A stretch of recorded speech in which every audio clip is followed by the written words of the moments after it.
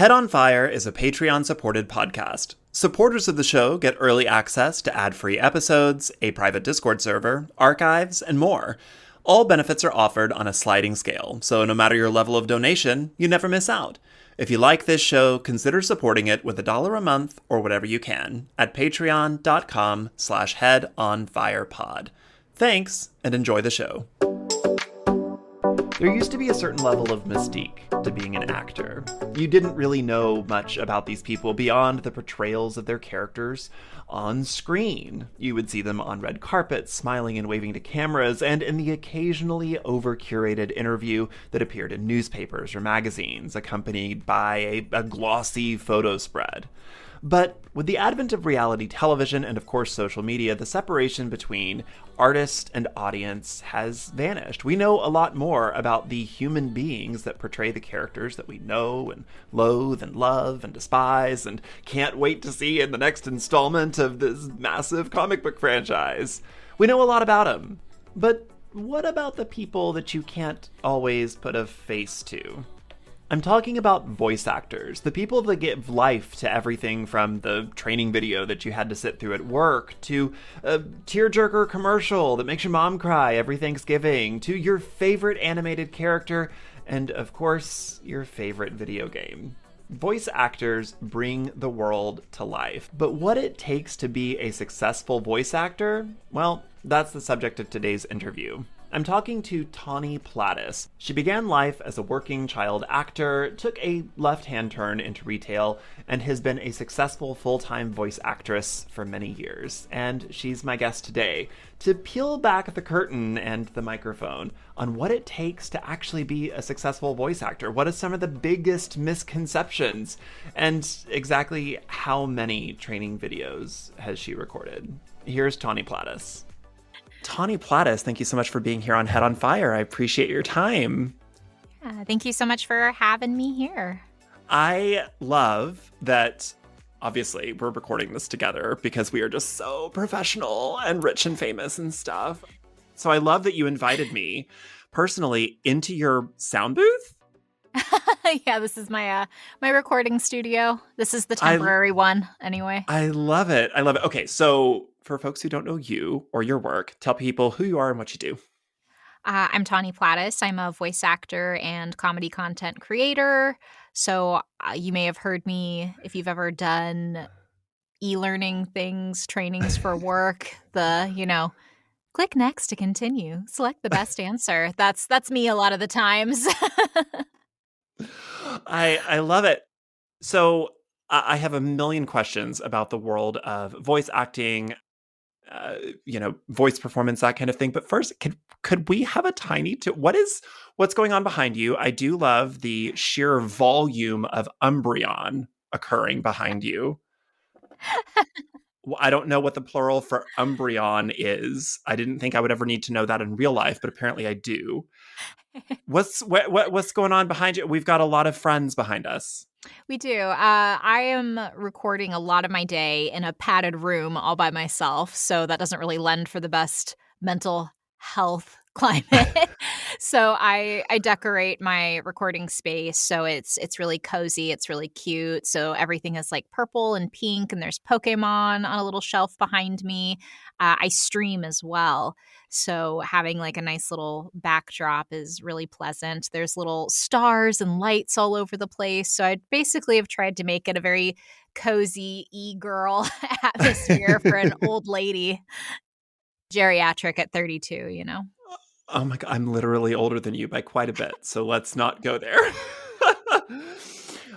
So for folks who don't know about the world of voice acting, I feel like it is a world that I like to talk to people in fields where the audience kind of already thinks they know everything there is to know about that world, and they don't at all. And I feel like voice acting, voice performance is one of those worlds that is a vast world in and of itself.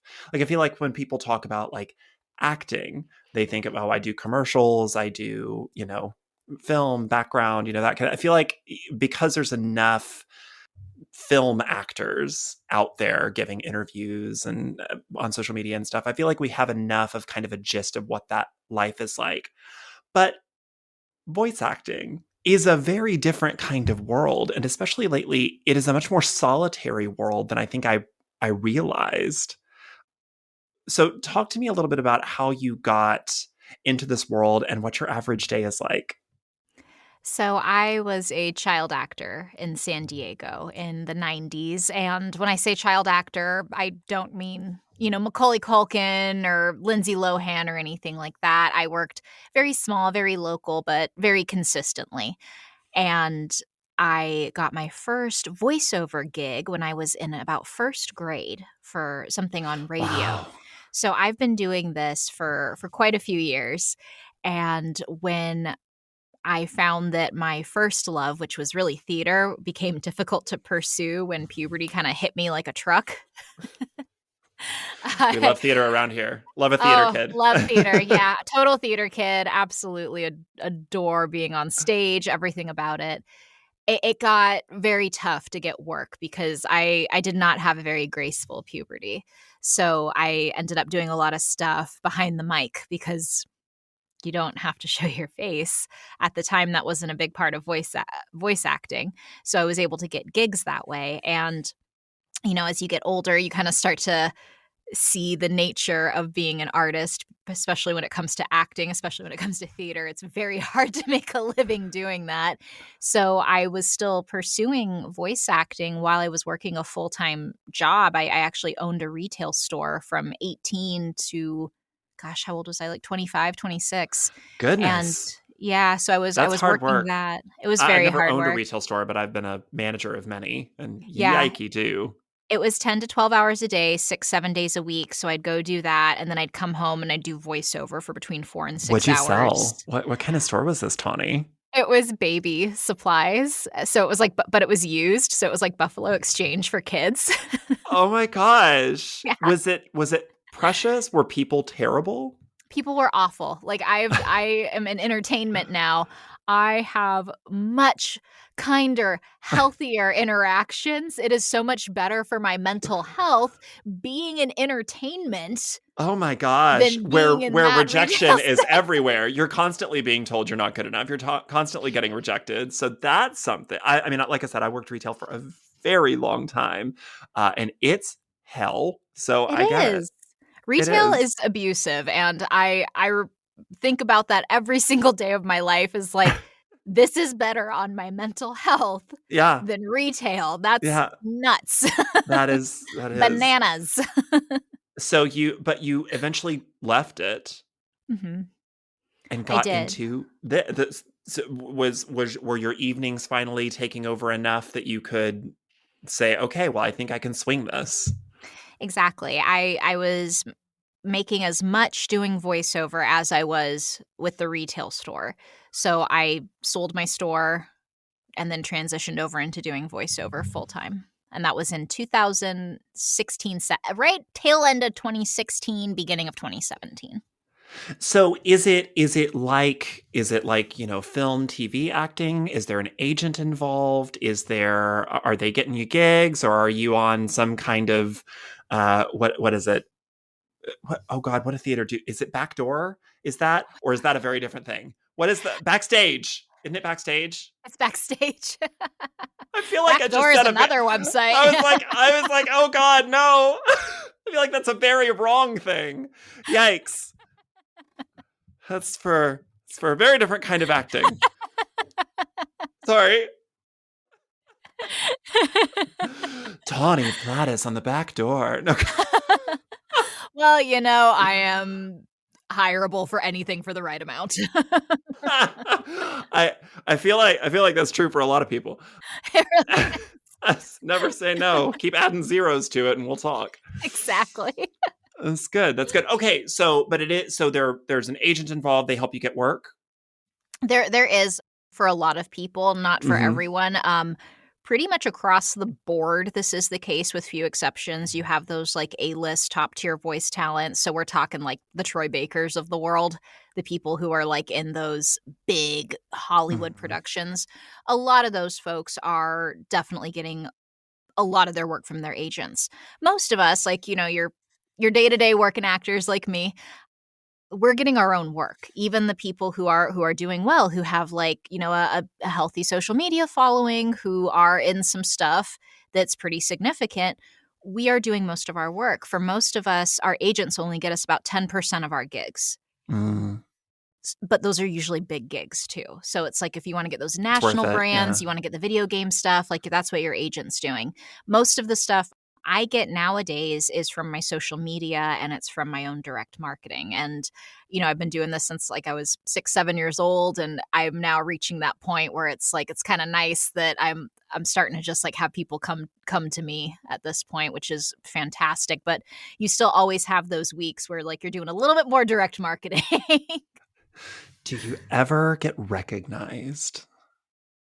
I have, yeah. And It's how does happening that more. work? Like, that's happened to me as a Yeah. podcaster, and it's weird. And I will say, some of the earlier times, somebody was like, "Okay, the face and the voice are not lining up for me," and they would like close their eyes and like have me talk to them, and Yeah. that did it. Is that what it's like for you? I get mostly recognized from social media because Oh, I've okay. done some Yeah, reels that have like yeah, done sure. pretty well. Yeah. So I get recognized from that usually, and I'm wearing a hoodie right now, but I'm blasted. So I have like, and they're very unique tattoos. So a lot of times people are recognizing me from the tattoos as well. They're like, "Oh, are you that girl that does like the goofy voices and like the honest voiceover and stuff?" Like that's wild. I was at Comic-Con last year and somebody stopped me to take a picture with me, and that was like the first time that happened, and now it's happened like pretty regularly after that, which is still like I'm like, what is my life? Like this is wild. I never thought I would get to that point where people were like recognizing me and like excited to see me who don't know who I am. It's been interesting, and I was not prepared for it. I'm very awkward when it happens. I'm like, S- "Oh, hey." So for the folks who are not part of like the main cast of The Simpsons or something, like for the average working actor, like what are the majority of your jobs? You said earlier today that, or earlier today, 10 minutes ago, you said earlier that a lot of what you end up doing is like educational, informational, job related voice acting. Is that the majority of your day? Have you said the word like, I don't know, coordinate and circle back and digital, and like is that your word cloud? That's a lot of it. It's a lot of corporate stuff, and that's just kind of where I ended up. With voiceover, you generally have kind of a niche where you fit in, Oh, okay. and it's also less competitive in some areas than others just because it's not the glamorous animation and video games. It's very competitive, those particular areas, so it's can be really hard to just work consistently in those Mm. genres. I happened to just fall into corporate and doing that kind of stuff. And then audiobooks really took off for me in, what was that, 2020 is when audiobooks really made a Oh, me too. huge. Oh, did you start narrating audiobooks? I narrated my own audiobook, Oh, so I see. Yeah, yeah. yeah, that was my thing with Simon and Schuster. I was like, I'm gonna That's do it awesome. myself. So Those are really popular. The author narrated audiobooks are very popular. well, it for when I write fiction, an actual actor will do that because I don't have that skill set, but at least not anymore. But for nonfiction, since it's me, Yeah. Oh, yeah, I was totally. like, yeah, that's me and my voice. So walk us through, like, okay, so like I said, I think that most of us kind of have an idea of like the different worlds of film and TV acting. What are like the big worlds inside of voice acting? Corporate is a big one, so it's like a Hmm. lot of corporate training, informational stuff, so anytime you've had to sit through, like, compliance things, training videos for your jobs, that kinda stuff, that's a lot of what I do. We also have, like, IVR, so that's, like, the telephone stuff, so when you call and you get, like, the whole, like, "Thank you for calling this university. If you know the party's extension you'd like to reach, press 1 at any time." That's a lot of the stuff I do too. Is that kind of thing. Do you ever feel bad that people somewhere are screaming at your voice? Like just No. person, human, operator. I cry all the way to the bank. I love It's that. actually interesting that you bring that up, though, because that is something that a lot of people don't know about voiceover is that AI is taking a lot of those jobs. I was going to ask. So, and we see that a lot on some of the social media apps now, like TikTok and stuff, where they've gotten some voice files. And it's interesting because this dovetails with some of the research that I'm doing for my next book, but how there are complete AI voices and singing now as well. You can just put whatever you want into it and you can have voices sing in just about whatever style you can come up with. It'll always be on pitch. It can be performed however you want it to be. They can take a style of voice. I can narrate an audiobook as SpongeBob if I really want to. It's that's scary, bizarre. I mean, the thing that I understand about AI is that it can mimic, but it can never innovate. It can never create anything new. But still, even then, if so much of the work is I need this read in professional suburban white lady voice, if I can just type my text into there, that's scary. It is. It's very scary, especially because you were saying it can never innovate. The thing is like we are all uploading our stuff online all the time. And one of the things we don't realize is when we do that, those particular platforms, they own that. They can do whatever they want with it. And they have, I don't know if you followed what was going on with Bev Standing with TikTok the past couple of years, but the original TikTok text to speech voice, that was, she did not give permission for that. And somebody that she knew was like using the app and went, "That's Bev." And they contacted her and they were like, "Oh my, that's wild," and she was like, "I didn't do that. I didn't okay that." And it was this whole legal thing. You can read about it. But that kind of stuff is happening. It happens. We are okaying all of these companies to do that. None of us read the fine print. I'm not going to say that we do.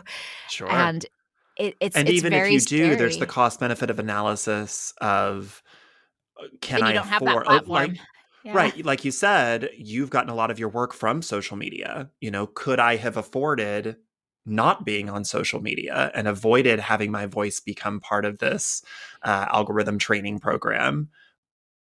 Maybe in retrospect, probably not. I mean, I've gotten work through social media.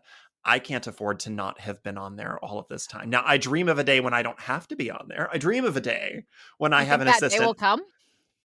Well, For I any of really, us, though? I mean, I like really, anybody, everybody has to. No?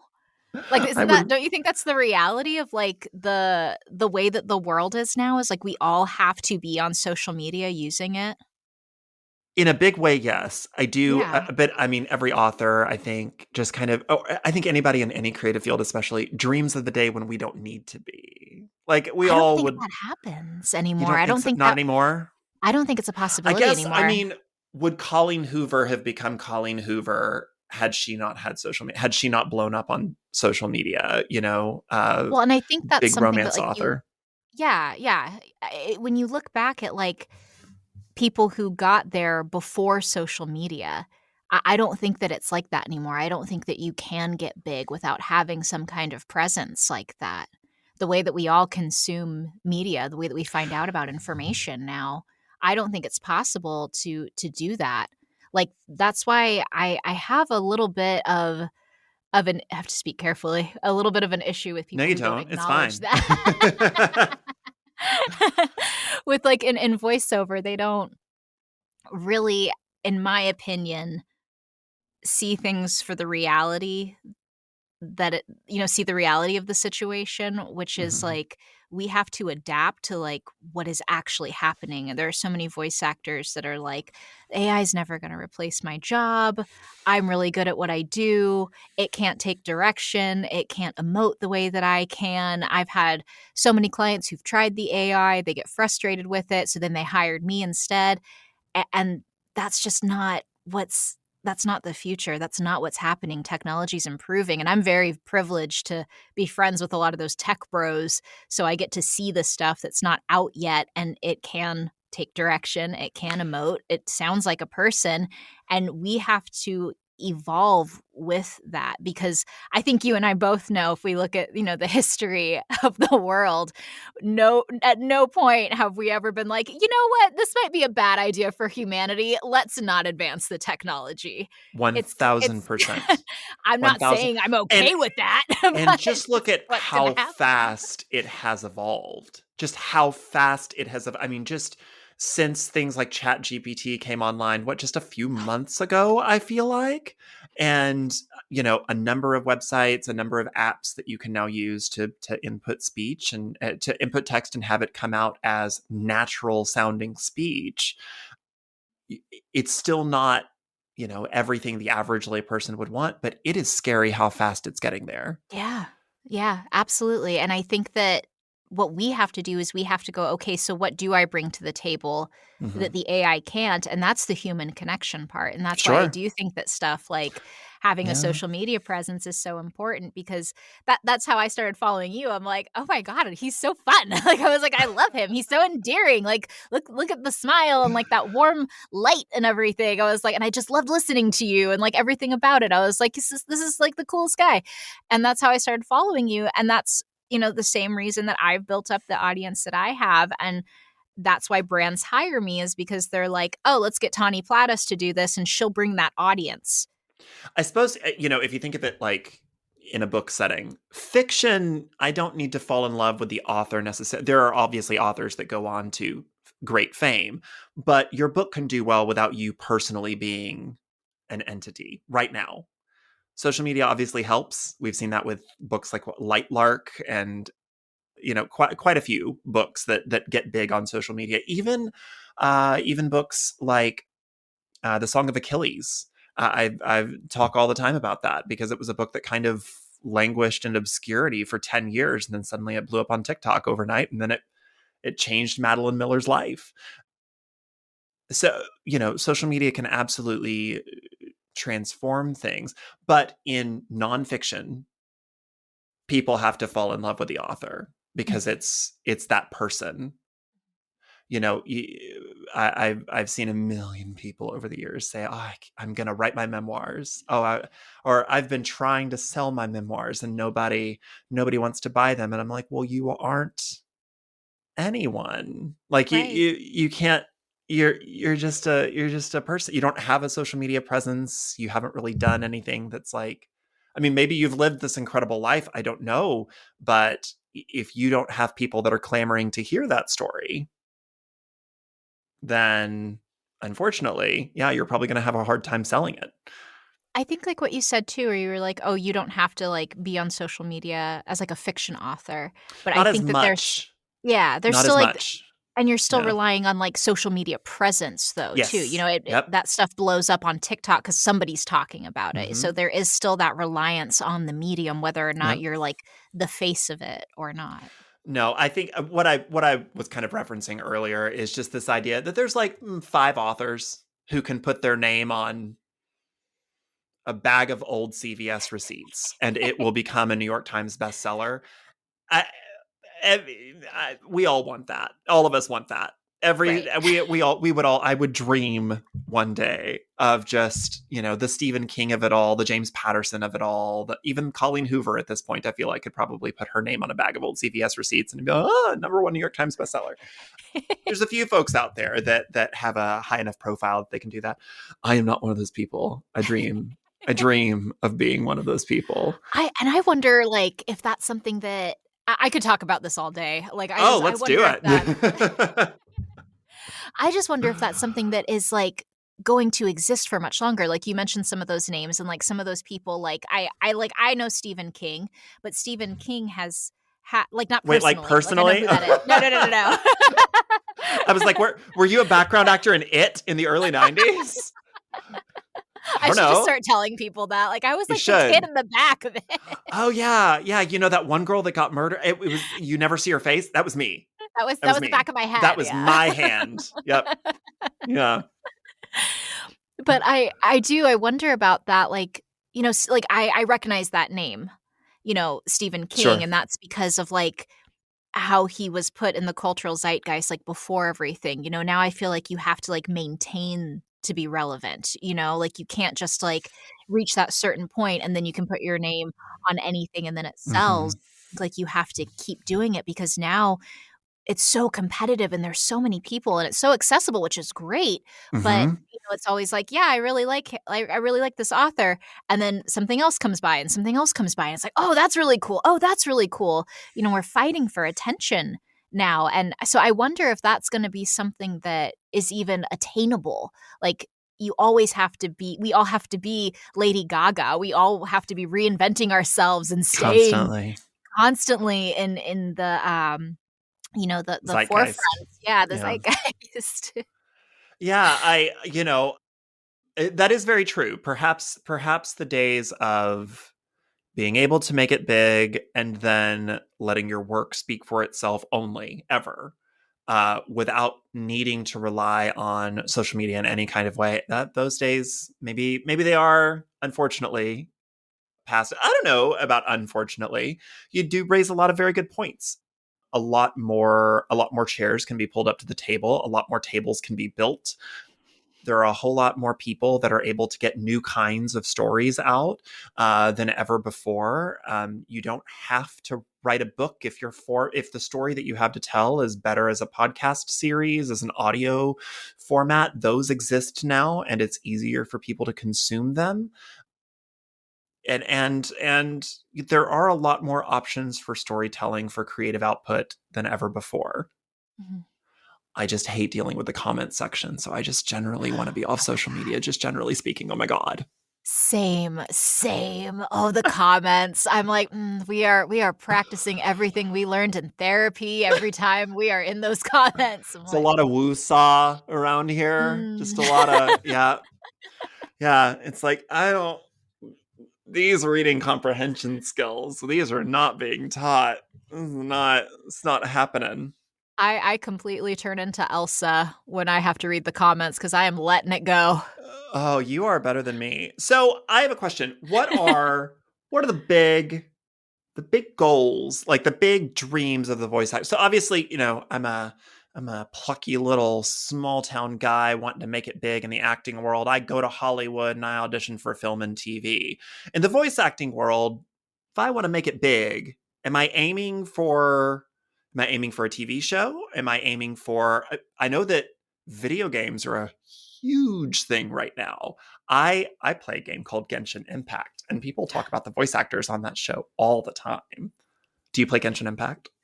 I had just started to take a peek because I got into Breath of the Wild really recently, and I know, and Yes. everybody is like, "Oh, you should check out Genshin." You should check out Genshin Impact. The first couple of arcs really felt like it was just, we'll just take Breath of the Wild and put some anime kids on it, but it has turned into this whole other extra thing.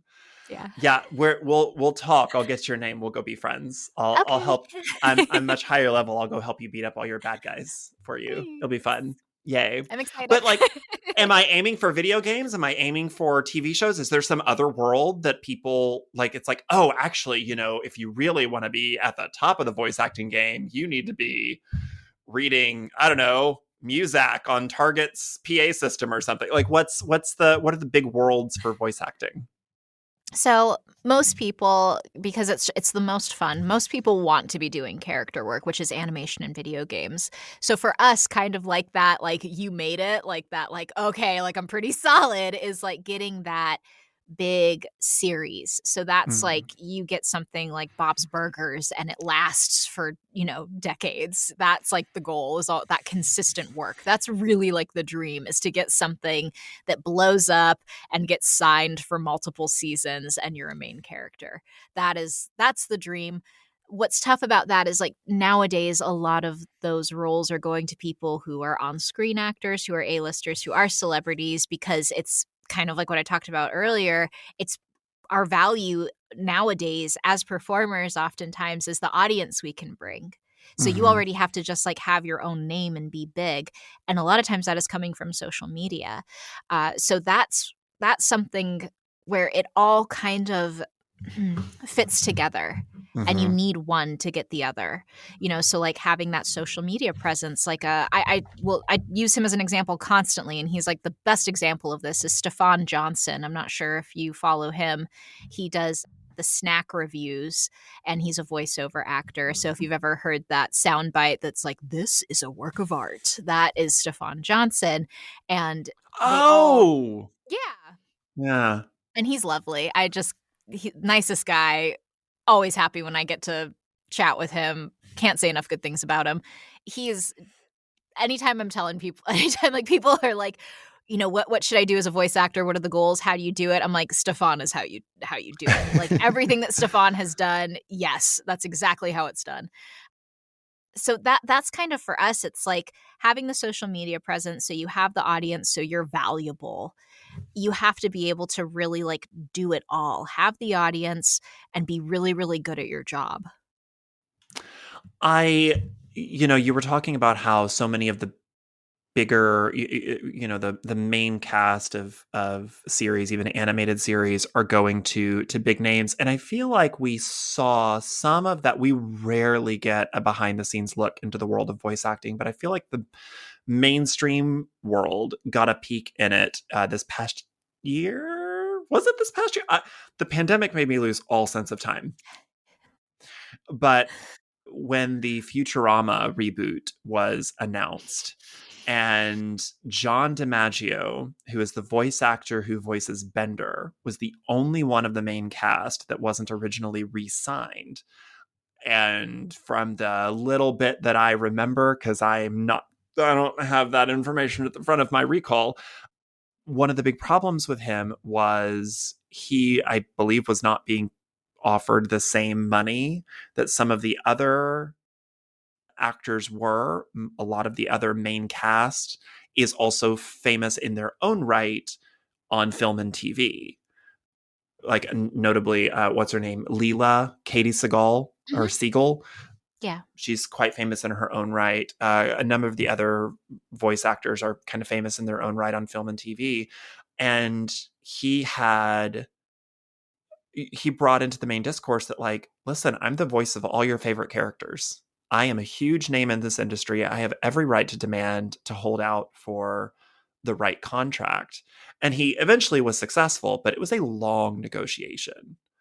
And there was a lot of heat about it. As a person in the voice acting world, how aware were you of what was going on? Were you paying attention to that? Did you like the outcome? I love this. What's going on? Yeah, it was a thing.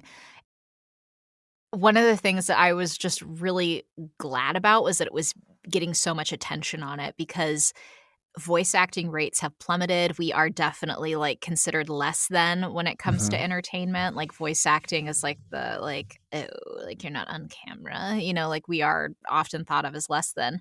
And it's so easy to replace your voice acting talent too. Like, we have celebrity voice matches.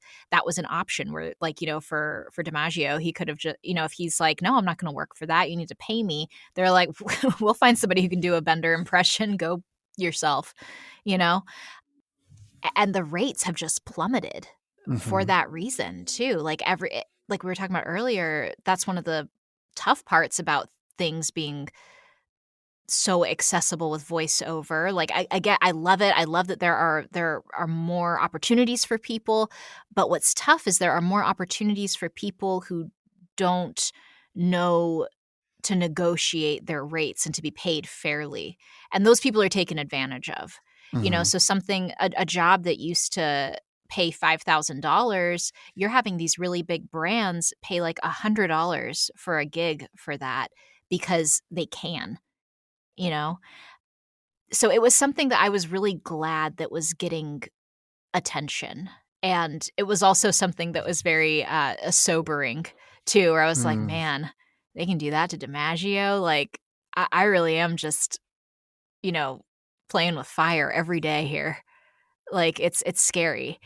Also, one of the reasons why I work to have my own brand and to create my own content and do everything that I can that is just, like, under my own, like, what would you call it? Own brand, my own, Hmm. like, platforms and everything To because make yourself more recognizable. Yeah. yeah, and then I can create my own jobs, I can create my own spaces, my own events and everything. People are coming to see me, and I think that that's something that as entertainers, as people who are artists who are working in those spaces, whether we like it or not, it's something that I think is happening, and we have to really, really be aware of that and take that into consideration. It is so, I know that we've talked about, the fact that AI is a problem, pricing is a problem. Even if you get a job, it's not. I tell authors the same thing. I mean, there's authors that will sell books to smaller presses without an agent. I've heard of authors getting a $0 advance on their book deal. And, oh, but you're going to make such and such in royalties once the book sells. And it's like, there is no guarantee that that book is going to sell, or there's no guarantee that that book is going to sell this year. Books, especially in a lot of niche subjects, books can take 3 to 5 years to sell or to sell out of your advance. And, I wrote that book now. I spent that 12 months researching, writing, and doing that book now. I want to be paid for my work now, not in 5 years. The time value of money is I am losing money by not having it now. So not being paid for work properly. Is there anything that gives you hope about the future of the industry? Because, with accessibility, I mean, we're talking to you, I guess I have a mouse in my pocket. I'm talking to you in your home studio. When we think of studios or when we think of voice acting, a lot of us, think of like the few times when we get like a behind the scenes documentary of like a Disney movie being made and some actor going into a sound booth somewhere. But this is your sound booth in your own house. So it is becoming a lot more accessible for people to do this work that if you're lucky enough to be able to break in. Are things like that giving you hope that, I can do this at home? And there's what's going right in the industry? End of answer. Final answer. Oh man. Mm. Yeah, that kind of answers that. There's a lot of issues in the industry right now. And it really does I feel like I keep repeating myself and I'm sorry, but it really does like tie back to like it, it all comes down to sales. It all comes Mm-hmm. down to like being a personality that can sell stuff. And I've seen that with auditions. I've seen that in as somebody who works in a lot of areas of this industry. So that means like sometimes I help with casting, sometimes I help with script writing. I'm very versatile in my skill set and I've been around for a minute. So I have those like connections built up. And something that I have seen time and time again, and as I talk to my colleagues and they have said they have experienced this as well, a lot of times the casting comes down to who has more social media followers, Mm. not better at the job, who has more social media followers so we can promote this thing, so they can promote this thing. And that's what was really discouraging to realize in the last couple years was like that is what is going to matter is for voice acting, which for a really long time people were really in love with voiceover because you didn't have to do all of that. You didn't have to be an influencer. You didn't have to be an on camera personality. It was all about the craft of what you could do with your voice. And it still is. And you also have to have this other component. I think that is what's so tough is you have to have the same skills or better than you always have had to have, and then you just have to it keeps adding every year. Now you have to be really good at marketing. Now you have to be really good at editing videos for all these different platforms. Now you have to be really good at whatever else it is, editing your own audio. Now we have to edit all of our own audio. That's the Learning the expectation. algorithm, figuring out keywords, figuring out what time of day I'm supposed to post, what kind of content is going to flag the content moderation filter this week. We're not just voice actors anymore, and there was a time where you could have a really cool voice, you could be really good at working the mic, really good at taking direction, a really good voice actor, and that was enough. And I don't think that's enough anymore based on what I'm seeing in the industry. It's so strange hearing all of this because I have seen the same exact thing happen in publishing and being Oh, I'm not used to surprised. be used to be you could be a good writer and that was enough. And I cannot tell you the number of times that I have seen bad writers get book deals because they had a large follow. There are publishers out there that will give anybody with a certain amount of followers a book deal. It's not going to be a great book deal. It is a book deal though, and that adds to their legitimacy in whatever field that they're in. You know, if I'm a wellness influencer and I hawk pig urine and tell you it's going to make you 20 years younger or something like that, if I've got 1 million followers, I can get a book deal. Yeah, And I've heard that from a lot of authors that I narrate for. They've said the yeah, same exact thing. enough followers gets you a book deal. And on the flip side, not participate. Going back to the very first thing we talked about, not participating in social media can be a detriment to your career. I don't think it's possible in any field, Well, any because industry. publishers are no longer promoting books. I mean, I got on TikTok because the day that I signed my last book deal with Simon & Schuster, it was my big break, getting in a big 5, everybody's dream. Yep. I had a friend that said, okay, you signed your deal today. Your book comes out in 12 months. You need to get on TikTok because that's where books are being sold. And that means suddenly I have to be good in front of a camera, and suddenly I have to figure out audio and video and lighting and all of this. And I had breakdowns, like figuring out, like, I've been trying to film this video for an hour and there's glare in my glasses. And how do I find lighting how do I get an indirect I was just, I would have breakdowns because I'm like, I hate this. I hate that I have to do, if it were fun all the time, sure. But it's not. It's not. Yeah. And it's just so interesting hearing you talk about how follower count turns into careers, but follower count also inhibits career growth. And I just don't think people quite realize how much of your day is spent thinking about that. Well, and I think people don't want to talk about it. I think you're not. I think like you're not supposed to talk about it. Really, you know, it's taboo to talk about, in my opinion, because it's not nice. You know, people don't want to think about it that way, and I think everybody kind of realizes it, but it's not polite to talk about.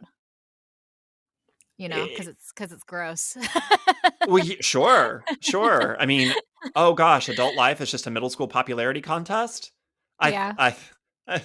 Yes. Unfortunately, it's not it very is. positive, and if you have a positive mindset, you won't feel this way, Dawn. Okay, so how did you figure out you could do this with your voice? Which that specifically? Literally all of this. How did you figure out you could sound like that? How do you open your mouth up and all of that comes out? All the many people that you can do. Because I'm a brat and I imitate people. I loved your video that you did the other day where you did like 3 different kinds of like anime characters. Oh, and yeah. I was like, I can close my eyes and I can hear these 3 distinct characters from these 3 distinct shows.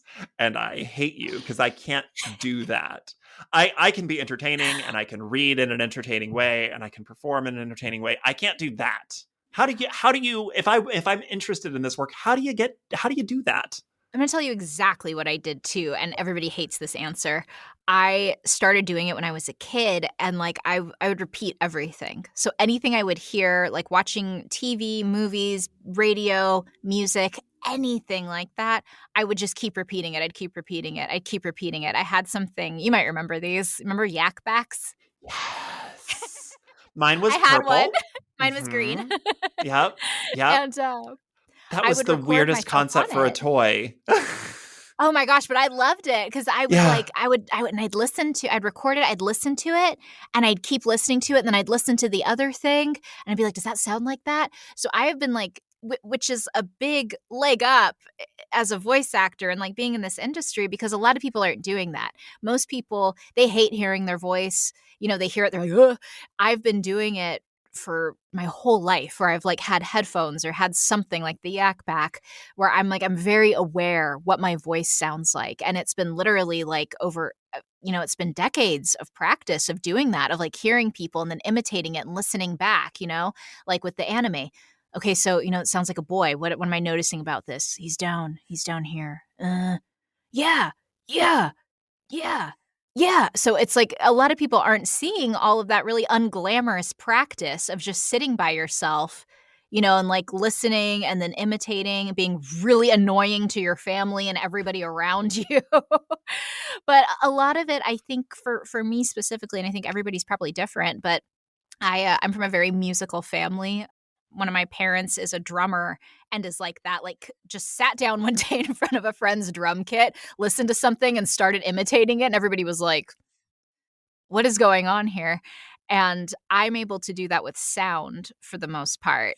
There's some stuff that's out of my range, of course, but like I've been doing that my whole life, has just been imitating and mimicking everything. And I love doing it. And I have this weird ear for it. Do you also sing? Most voice actors do. For some reason, it does not work for me. I'm a horrible singer.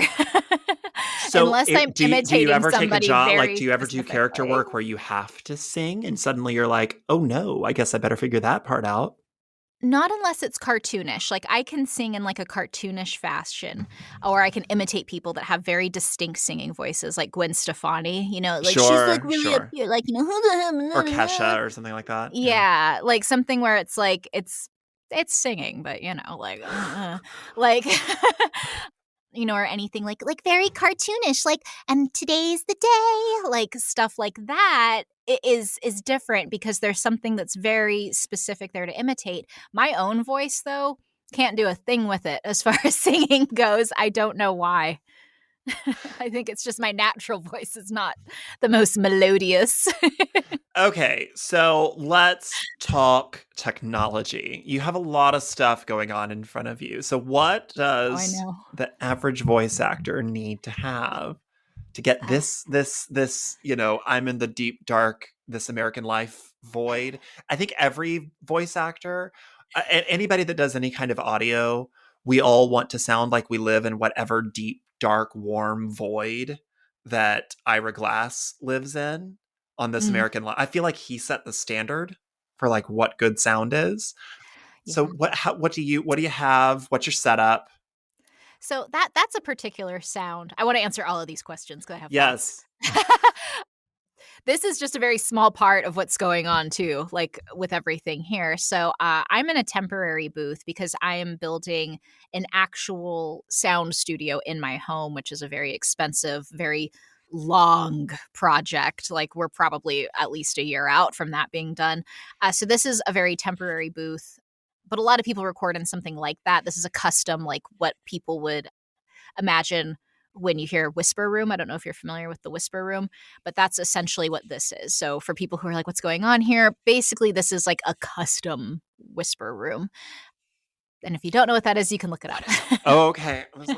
It's a sound booth. Okay. It's like, so imagine like a freestanding booth. Oh, okay. Very similar. A lot of professional people record from something like that. So if like Christina Malizia, who records a lot of really big projects, she has a whisper room, or at least she did. It's not so cheap. Expensive. And that's another thing people don't realize. Expensive. It is. And a lot of people don't get that it's like you can't just get $100 mic and sit in your closet and expect it to sound like a professional broadcast. There's a lot of sound treatment that goes into here. So what you're seeing here, the walls are acoustic blankets, not moving blankets, acoustic blankets. And then if you see these little black things right here, those are bass traps.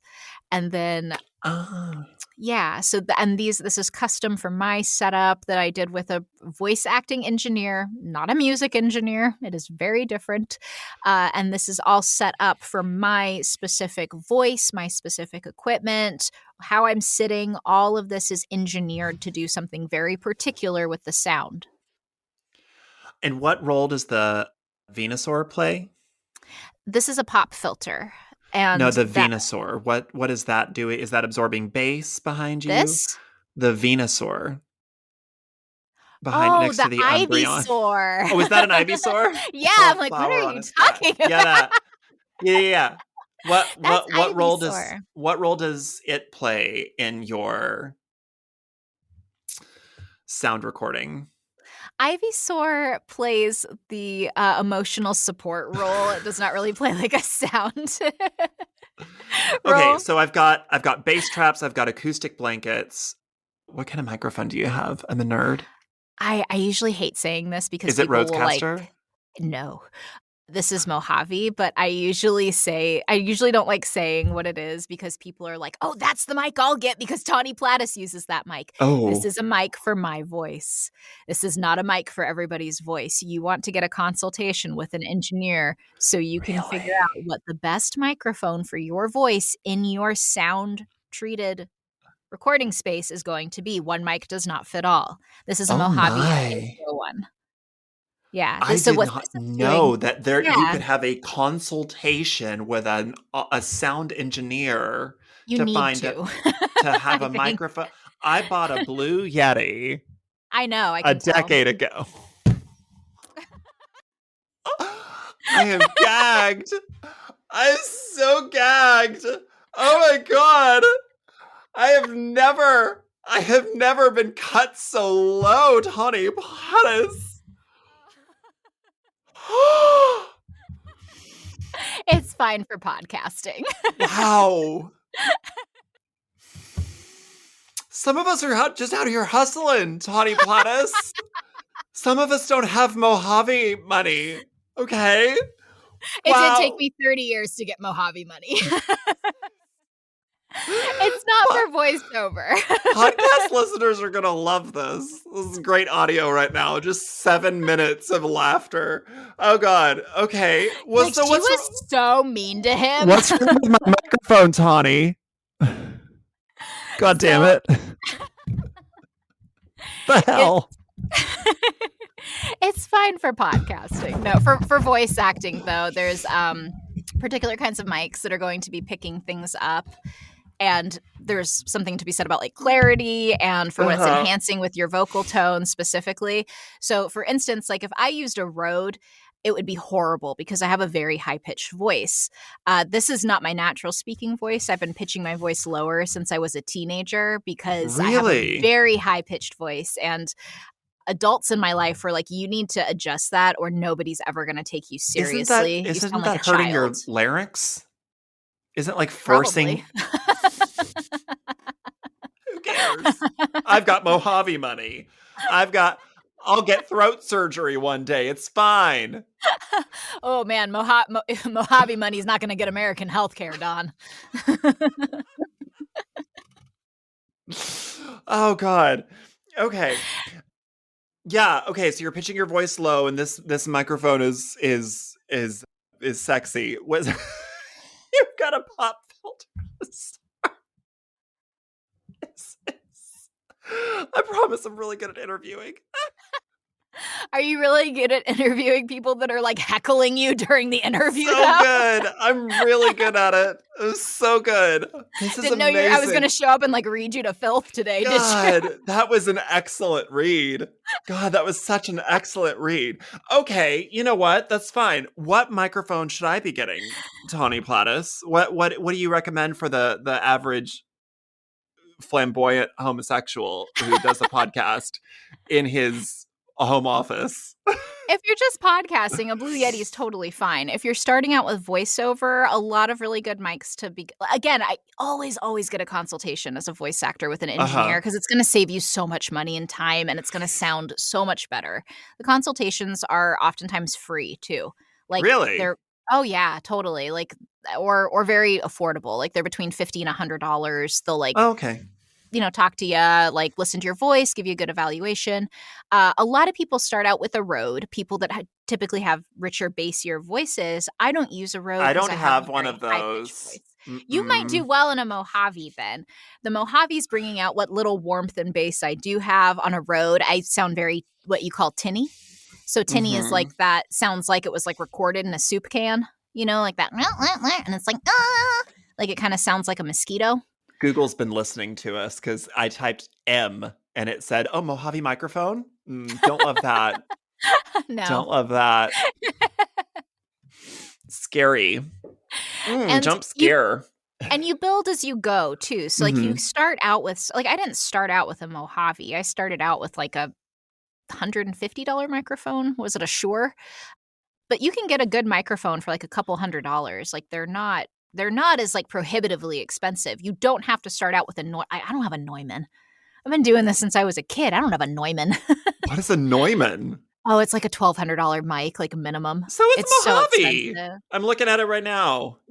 You can get a Mojave, or at least you could. When I got mine, at least it was $800, which ain't nothing. But okay, well, there's one there that says $800. Yeah, mine was $800. Did you just call me poor on the same voice? Did you just call me poor? No, it took me 2 years to save up for it.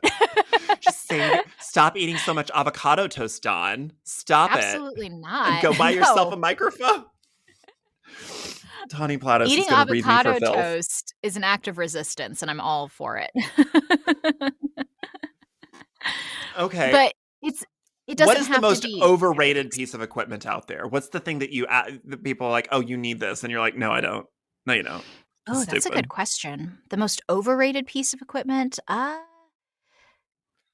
always go to underrated, funny enough. What's overrated, though? Probably getting, like, the stupid expensive microphones. Like, you can get a good one for, like, a couple $100 to a few $100s, And I always tell people, like, think about starting voiceover, like starting a business. I did not have a bunch of money to throw into voiceover right off the bat. I was doing voiceover part-time while I was working full-time, and I built it up. The microphone that I started out with was like in the $100 to $200 range, and then every time I got a job, I put that money, like from the voiceover, I put that money aside to reinvest into the studio, So this studio has been 10 years in the making, and I'm still, and now I'm building something in my house, so you're always reinvesting back into your business, like anything else. That is the mindset that you really have to have with this. Is not like which I hate to say, but it's not just like, I'm doing fun art things. Like, you have to actually have a business plan and treat it like a business, like a retail store. Like, I always tell people there's not much difference being a voice actor than there is like starting a restaurant. Most people are like working 15 hours. I just, like, this past year stopped working 12 hours a day. I've been working 12 hours a day for years, 6-7 days a week. It is and I'm not advocating for this, I'm not saying it's okay, but it is a grind. It shouldn't be, but it is. You have to work really, really hard, and it's not easy. So I have a follow-up question to that, but I do now want to ask, you did say that you typically go to underrated pieces of equipment. So what's the most underrated piece of equipment out there?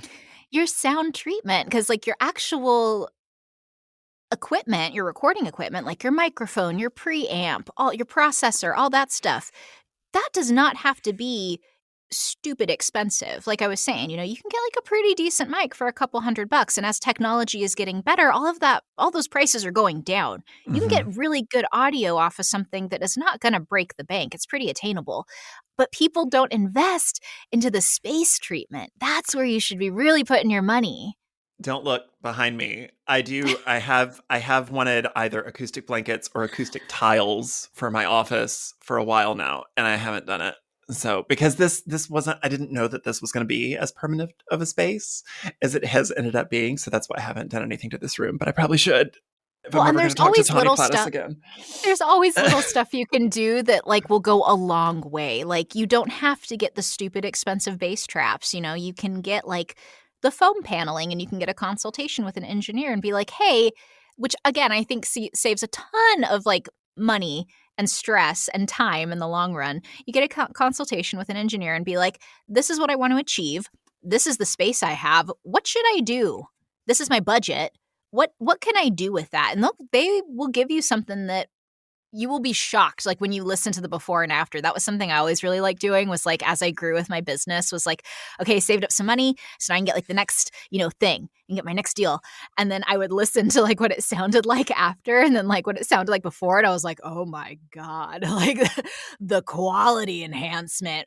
Oh, I thought I sounded like good before. That was trash. This sounds amazing. So get that consultation. Like it's so worth getting a little bit of help. And like I said, it's pretty affordable. A lot of engineers will help you for a very, very low cost, if not nothing. A lot of engineers have done free consultations. Is there anybody that you are dying to work with? Any Yeah. dream role? Like, do you want to be a Disney princess? Do you want to, like, are you going for like what's the dream role? I actually just made a YouTube video about this, like a long form video essay. I would love to play a villain, like Grey Delisle as Azula in Avatar: The Last Airbender. That stuck with me. That has stuck And with they're me my casting whole right life. now. Everybody knows they're casting right now for the new Avatar They are, yeah. series. Oh my But God. I am white, so we will not be auditioning for that. That's true. That's true. We will not That's be doing true. that. Yeah. But Yeah. a character like that, you know, Mhm. just that, like her voice and just what she brought to that character was absolutely incredible. And that's something that I would love to do. I love playing villains. Anytime I've got to play that, it's brought me so much joy because there is such a emotional range that you can really tap into there. You know, there is these expressions that you would never, because you'd never do that in real life. You would never treat anybody like that. You would never like do anything like that. So being able to really act, you know what I mean? Really Mhm. act and like create this like iconic villain is something that I just dream about. That would be absolutely incredible. Well, I wish that for you. Thank I you. If I could gently recommend, somebody should write you a villain role, because you can just you can kill. Is just you're good at it. You're very good at it. I love it. This has been great for my ego. Um, I needed this. I have friends Now that I are going to feel watch. bad. I was just teasing. No, I'm sorry. I have friends that are going to watch this interview back, and they're going to be like, "Finally." They're gonna DM you and No. be like, "Can I be your friend?" Because he needed that. Oh, He I'm needed to be. sorry. No, don't. No. I It was- I need to stop teasing. I'm sorry. No, I It's love mean. it. It's great. No, I loved it. It was great. I think I had another question for you, but we're running swing out of time. Swing out of time? That's not a thing. Let's make it a thing. That's fine. Running right out of time. If there are people that would like to connect with you online on the social media that we all hate but need, how can they do that? So all of my socials are just at my first and my last name. I am the only one on the planet with this name, So Tawny jealous. Platis. So jealous. I have It's a to compete goofy with name. so many people. I don't have my name on any platform. I can't. I don't have my name on any platform. Maybe one day I'll get really famous and I'll get some of those lawyers that like go around, like the people that did like pinks, like because Pink couldn't have pink on like any social media because everybody grabbed it because it's a color. And Yeah. so then she got like people to go out and like get her name for her on all social media. So I'm like, maybe I can get to that level and just get That's people to be like, that's a good that's goal. something to aspire to. I think There so. you go. Like Yeah. to cyberbully people into giving me my name on social Oh, that media. sounds joyous. I if I do end up having that money, I'm going to write some kind of script and you're going to call them for me. And Oh, you're going to totally. be the villain on the Yeah. phone. Yeah. We got that. I've been doing corporate narration long enough. I can be a villainous corporate shill. What is the worst job you've ever had? Oh, the worst job I've ever had was definitely doing this really dry medical doctor's notes read. It was and I'm interested in everything. I love learning about absolutely everything. Like I am that person that will be reading about like the life cycle of a very particular kind of slug at 2 a.m. at Wikipedia. And I'm like, I can't go to bed. I need to know how this ends. You know, like I'm interested in everything. The medical stuff was so dry and dense and filled with such complicated medical terminology. Like I didn't know what I was saying, which is not a good thing to have as a voice actor. It was like God, what was it? It was like 2-3 hours long too of like notes. Never again. Stop doing Thank you medical for saying day. that. You reminded me of the question that I wanted to ask you. Okay, so you said that you work 10, 12 hours a day. That is exhausting on the voice. Like when Yes. the That's not all only, my voice. what is it? That's business. Like, and that's another thing too, is like a lot of people don't realize that being a voice actor doesn't mean like, okay, I'm getting in the booth and I'm going to voice act. That is a very small portion of my day where I'm actually voice acting. Most of my day is spent getting the jobs and maintaining my business. That is what most voice actors are doing. So my question is, so the only possible remotely experience that I have in this world was, again, narrating my own audiobook. I promise this is not a plug for myself. I'm just trying to relate to it. I would do that for 4 to 5 hours a day at most. My producer on the subject on the project she was like, I'm really impressed because you can go longer than a lot of people can go. And I think it's all the podcasting and stuff for years. And I just refused to quit. But your voice gets so dry and so painful after a while. What's the secret sauce to keep going? What do you You have keep to in the take booth with you? breaks. You have to take breaks. That's one thing, is like, do not strain yourself. If you feel tired, take a break. Go take that 15 minutes. Go sit down. Go take a walk outside. That's really important, I think, just for mental health as well, because we are like in these booths. And mine wasn't always cute either. Like, I had to make it like this because it was really wearing on me. It was just white walls. And it was a lot smaller than this too. And I was like, I'm starting to hate my job. This is a dream job. I shouldn't hate this, which is why I got it cute. But water, you have to be constantly hydrating. And then everybody does have different stamina too, which I think is really important to remember, is like some people are going to just be able to do it longer than other folks. But staying hydrated, and not just while you're recording, but like consistently in your life, is really important. Practicing good vocal health, which, like, I'm not a medical professional, so I don't advise on that. But practicing good vocal health, staying hydrated, eating properly, just kind of like staying healthy and Do you have a giving favorite yourself. tea or something? Is there something that you swear by? Like, oh, this brand of Shishang tea is the best brand to keep your voice. No, just good old water and I lemon. don't think so. I'm a little sus of people that say stuff like that, like, because I think it's very individualized. So it's like, this Mhm. might work really well for you. I don't know why, I because think I'm not a sometimes it's a medical mental professional. trick of like, I totally think so. you're psyching yourself out. Yeah, But yeah, yeah. like, honestly, like, there's so many different recommendations and so much stuff because everybody's so different.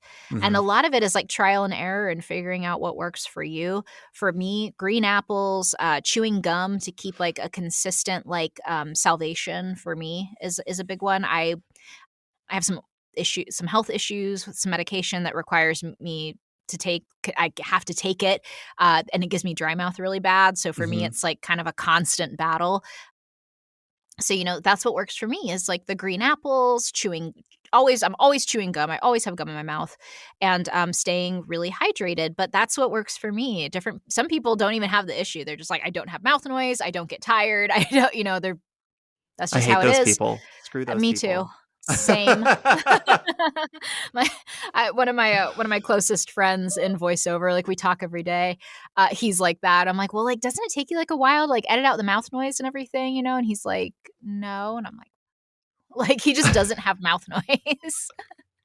Rude. It's frankly rude, honestly. And that's another thing, is that, like, when I say, it really comes down to like an individualized thing. Like, I have really big lips, I have really big teeth, I have big cheeks. Like, there's a lot going on over here. Not everybody has that too. Like, there's a lot of mouth noise just because of my what do you say? My like structure, my oral Mm. structure and everything. If you have a deviated septum, that will affect things. Like, it's so different for everybody, and it's such an individual thing. So, figure out what works for you, take some information from some different people, figure out what applies. If you are privileged enough to have access to healthcare, see the ENT regularly, get everything checked out. That's ideal. Well, thank you. Thank you so much for being here. It was such a Thank you for pleasure having and me. privilege to I'm sorry get to I was speak mean with to you. you. Oh my God, no, it's great. I'm gonna be going shopping for microphones and blankets, and I'm gonna write like Tawny's place or something on the blanket. See, this is my Tawny was Achilles heel. here. I thought we were closer than we were. I'm like, I can tease him. I'm like, I just You know, destroyed this man. No, Oh, you no. can. My friends are going to love it. They're going to love it. Yeah, because I brag about how good my audio quality is, and it's going to be so good. This is going I to feel be so good. bad. I'm like, No, we're don't. clicking. It's fine. We've been friends forever. This is great. He'll laugh. Great. I did a lot, and they are going to laugh even more. People like when I am humbled publicly. It's No, great. my manager is going to listen to this and he's going to be like, and that's why you have trouble. Like, this is why you can't network. This is exactly what I'm talking about. This is why. Her manager, hot manager, Jimothy manager, Jimothy. Can I call you James? You're so close to his name too. That's so funny. Jimothy. I would hire Tawny to do literally anything vocally.